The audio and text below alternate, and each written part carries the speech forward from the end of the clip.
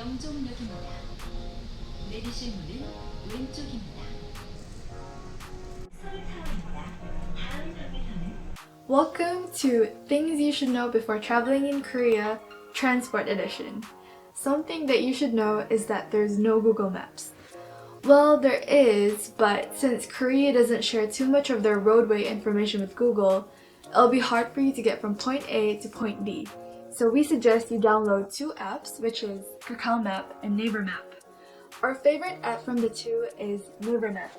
The reason is because it's in English, it has street view, so like Google Maps, you could see the surrounding buildings and where you should head towards, and it also has a compass arrow. So when you look at the app, there's a little blue arrow that will show you if you're headed in the correct pathway. So you have to make sure that the compass arrow aligns with the pathway that will lead you to your destination. So for example, if I use my phone and I can kind of like walk around and turn around, I can see that the compass arrow will kind of turn around as well along where I'm going, and it'll tell me if I'm in the right direction or not. So actually, Kakao Map is good, but only if you could speak and read Korean. For us, we don't really know any Korean, so Kakao Map was a little bit confusing, so Naver Map is our preferred. A tip that you could do is also search up the location you want to go on Google and then look for the Korean name, and then you can pop it into Kakao Map and Naver Map. The next part of this video is about the public transport. The main mode of transport in Korea is buses and subways. And in order to get into a bus or a subway, you need a T-card. A T-card is a card which you top up money using one of the machines in the station, and it will allow you to kind of get on the bus and get on the subway really easily. You kind of just scan it, it'll be like beep, and then you can get onto the bus. From our experience, public transport fare in Korea is relatively cheap.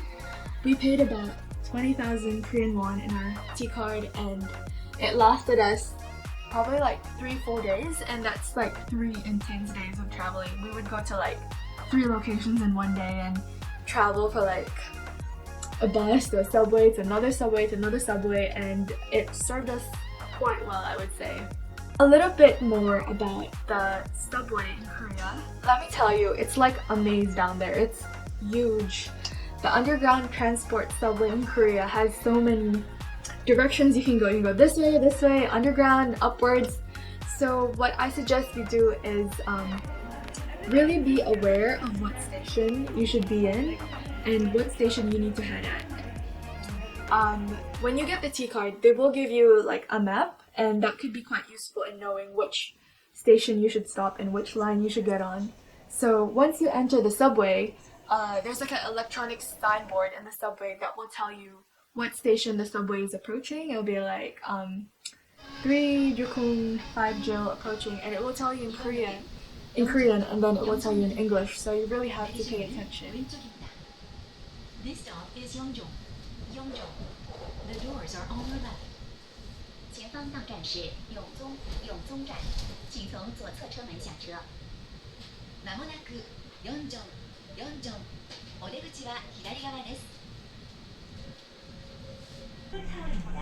다음 정류소는 남산도서관입니다. This stop is 남산도서관. And then once you get off the subway, you can kind of just navigate through if you need to take another line or if you need to take an exit. So that's it from us.